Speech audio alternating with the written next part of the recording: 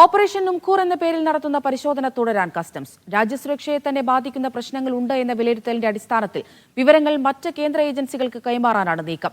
അതേസമയം ഇന്നലെ നടന്ന വാർത്താ സമ്മേളനത്തിനിടെ അപ്രതീക്ഷിതമായി എത്തിയ ഫോൺ കോളിൽ ദുരൂഹതയും നിഴലിക്കുന്നുണ്ട്. ഭൂട്ടാനിൽ നിന്നടക്കം അനധികൃതമായി വാഹനങ്ങൾ കടത്തുന്നതിന് പിന്നിൽ കോയമ്പത്തൂർ കേന്ദ്രീകരിച്ചുള്ള തട്ടിപ്പ് സംഘമെന്നാണ് കസ്റ്റംസിന്റെ കണ്ടെത്തൽ. 2 വർഷത്തിനിടെ കേരളത്തിലെത്തിച്ചത് 200ഓളം വാഹനങ്ങൾ. ഇന്ത്യൻ ആർമിയുടെയും ഇന്ത്യൻ എംബസിയുടെയും പേരിൽ വ്യാജരേഖ ചമച്ച പരിവാഹൻ സൈറ്റിലും കൃത്രിമം കാട്ടിയായിരുന്നു വാഹനക്കടത്ത്. GST തട്ടിപ്പ് നടത്തി. കണ്ടെയ്നറുകളിൽ കാറുകൾ കടത്തുന്നതിനൊപ്പം കള്ളപ്പണവും സ്വർണവും മയക്കുമരുന്നും എത്തിക്കുന്നുണ്ടോ എന്ന സംശയവും കസ്റ്റംസിനുണ്ട്. തീവ്രവാദ ബന്ധവും നിഴലിക്കുന്ന പശ്ചാത്തലത്തിൽ കേന്ദ്ര ഏജൻസികളുടെ സഹായവും തേടിയേക്കും. ഇൻഡോ ഭൂട്ടാൻ ബോർഡർ വഴി ഇതുവരെ കൊണ്ടുവരുന്ന കാറുകളിൽ സ്വർണവും മയക്കുമരുന്നും പല പ്രാവശ്യം കൊണ്ടുവരുന്നു എന്ന് നമ്മുടെ ഏജൻസികൾക്ക് കൃത്യമായ വിവരവും അതിനനുസരിച്ച് കേസുകൾ നമ്മൾ ബുക്ക് ചെയ്തിട്ടുണ്ട്. ഡയറക്ടറേറ്റ് ഓഫ് റവന്യൂ ഇൻ്റലിജൻസും മറ്റ് ഏജൻസികളും അങ്ങനെയുള്ള സാധനങ്ങളെല്ലാം നമ്മൾ ആ ഏരിയയിൽ നിന്ന് പിടിച്ചെടുത്തിട്ടുമുണ്ട്.